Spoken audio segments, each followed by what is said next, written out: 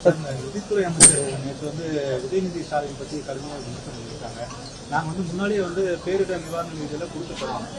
முன்னாடியே மத்திய வானிலை ஆய்வு மையத்தின் சார்பில் அறிவிக்கை வெளியிட்டும் மாநில அரசு நடவடிக்கை எடுக்கிறார்.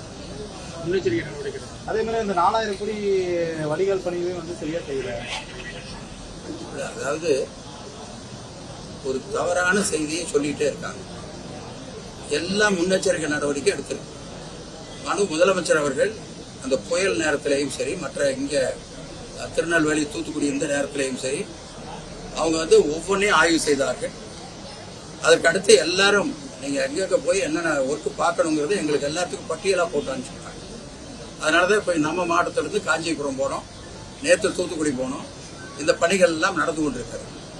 அடுத்தது அந்த வேலைகள் இன்னும் முடியவில்லை என்று சொல்லுவது அது அவங்க அதை பத்தி சரியாக புரிஞ்சுக்காம பண்றாங்க. ஒரு திட்டத்தை துவக்குகிற பொழுது அந்த திட்டம் முழுவதும் முடிவடைந்தால்தான் அது முழுமையாக பயன்பாட்டிற்கு வர முடியும். ஒரு பாதி வேலை ஒரு 10 கிலோமீட்டருக்கு ஒரு சேனல் அமைக்கிறதுன்னு போடுதுன்னா, ஒரு 8 கிலோமீட்டர் முடிச்சிருக்காங்க, இன்னொரு 2 கிலோமீட்டர் முடிக்கல அப்படின்னா, அந்த 2 கிலோமீட்டர் முடிஞ்சாதான் அது முழுமையா பயன்பாட்டுக்கு வரும்.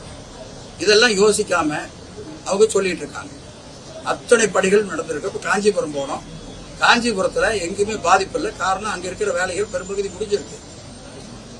முடியாம இருக்கிற இடத்துல கொஞ்சம் பிரச்சனை இருக்கு. பணம் செலவு பண்ணியிருக்காங்க. ஆனா அது அந்த கடைசி எண்டுக்கு கொண்டு போய் சேர்க்க முடியல.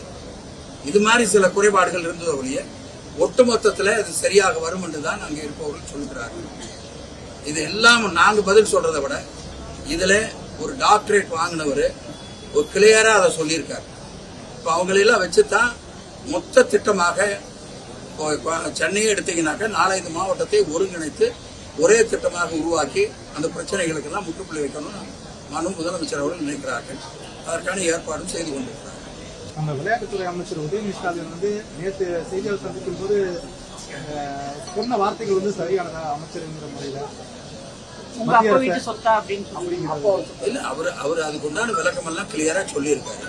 நீங்க அதை மறுபடியும் அது வேற மாதிரி நாங்க சொல்லணும்னு நீங்க எதிர்பார்க்கிறீங்க. அவரு பாருங்க, அவரு கரெக்டா தான் எல்லாமே சொல்லிட்டு வராரு. ஏதாச்சும் நீங்க தவறு இருக்குன்னு சொன்னீங்கன்னாக்கா அதுக்கு என்ன அர்த்தம்ங்கிறது சொல்றாரு. இத போய் முதல்ல தண்ணி அவ்வளவு நிக்குது அப்படிங்கிற பிரச்சனையை விட்டுட்டு இவ்வளவு அதை பேசிட்டு இருந்தா எப்படி? மழையால் பாதிக்கப்பட்ட மக்களை சந்திக்காம இந்தியா கூட்டணிக்கு முதல்வர் சென்றது பெரும் சர்ச்சை. போயிட்டு அவர் பண்ண முதல் வேலை பிரைம் மினிஸ்டர் பார்த்து எங்களுக்கு ஃபண்ட் வேணும், இந்த மாதிரி பாதிக்கப்பட்டிருக்கிறது, இது பேரிடராக அறிவிக்கணும், இதெல்லாம் கேட்டுட்டு வந்திருக்காங்க. அது யாருமே கவனிக்க மாட்டீங்களா? விரைவில் முக்கிய அமைச்சர்கள் சிறைக்கு செல்வாங்க பாஜக மாநில தலைவர் அண்ணாமலை குற்றச்சாட்டுறாரு. அவருக்கு சந்தோஷமான விஷயத்தை சொல்லிட்டு இருக்காரு. அதுக்கு நாங்க என்ன சொல்றது? செய்திகளை உடனுக்குடனும் துல்லியமாகவும் தெரிந்து கொள்ள சப்ஸ்கிரைப் பண்ணுங்க.